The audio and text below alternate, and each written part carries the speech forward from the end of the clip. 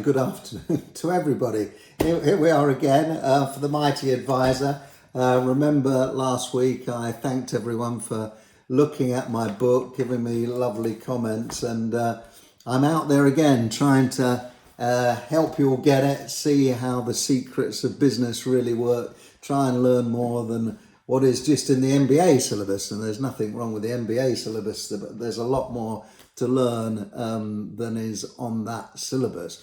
And I'm continuing the snippets in my vlog, which is a big name for something that I'm doing on my computer. But I'm continuing the snippets of thoughts about what it is in the book and the various connections, ideas. And last week we talked about who the Mighty Advisor was that I initially encountered, and how it then sort of went on to John Major coming up with this term, the Overmighty Advisor, when he was talking about the incident that occurred with Dominic Cummings when he travelled to Durham. And I think, as we talked last week, the original encounter was when I met somebody who was declared an Eminence Gris. So I thought this week I would just mention a little bit about what is the Eminence Gris and who was the Eminence Gris. And it's a fascinating story, because the Eminence Gris was a monk who was present in the court of Louis XIII. And if we go back to the times of Louis XIII, it was the time of the Three Musketeers. Remember D'Artagnan, one for all and all for one.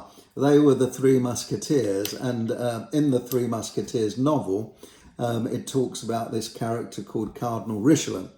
And Cardinal Richelieu was known as the Eminence Rouge, and he wore a red cape and red gowns, and he was the advisor to Louis XIII. And poor old Louis had a tough old time, because he'd been brought up in a way that really he was covered in cotton wool.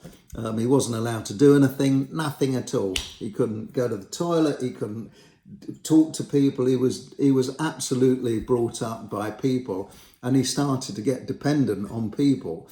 And there was a lot of hoo-ha in the court at that time, and a lot of influence there. But one of the things clearly Louis needed was advisors, and he got the Louis advisor was the Cardinal Richelieu, who is depicted as a bad guy in the original, I think it's Dumas novels, but actually in reality he was a, if you like, an orchestrator, a very strong governance kind of guy who was responsible for making things happen, but he was a governance kind of guy.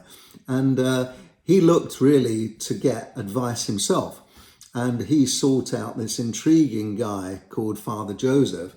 And Father Joseph was the original Eminence Gris.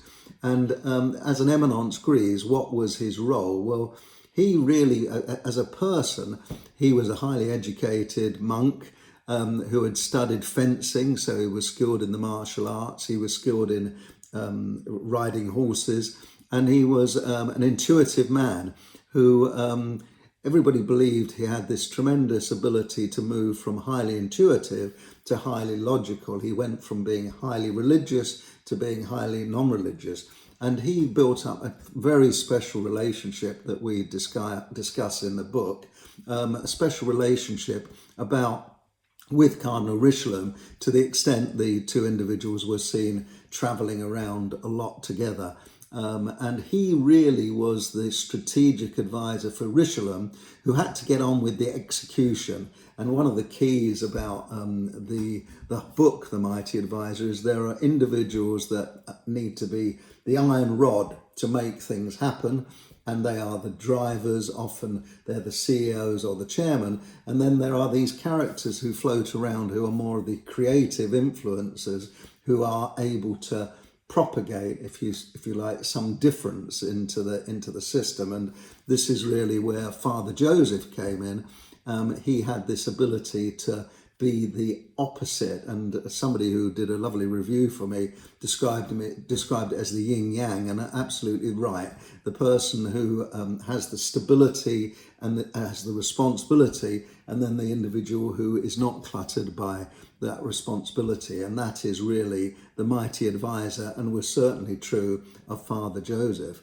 And if we look in particular, if we want to be pertinent about this, we look at a painting that is in one of the Boston art galleries, which depicts this grey monk, well, this monk moving up the stairs, and the courtiers bowing to this person, because in a way they're revered for their unknown, what they're really unknown to be doing, if that's English. So they have this amazing ability to influence things, but they're not really the person who's in the centre. And this is a story that continues throughout the book and we'll cover again. But this is this amazing character, Father Joseph, the Eminence Gris, the grey eminence. And the greyness was about the monk gown he wore, because he wore that, and that is the colour of a cappuccino, because he was a Capuchin monk. But it's also this thing about grey, as in the military terms, when people become neutral, they don't really express too much of their personality in public, because they are actually, their job is to be there in the background and make sure that things are really happening. So the story of the Mighty Advisor continues. We remember that you can DM me, as we talked before. DMing is direct mail, and that, I'm always welcome to talk to people, and always happy to give people an experience of talking to me with my experience. And we will be unveiling more about the book as time goes on, because there's so much to say about this, how things are really happening, and they're not really the way that you necessarily think they're happening. So lovely to talk to you.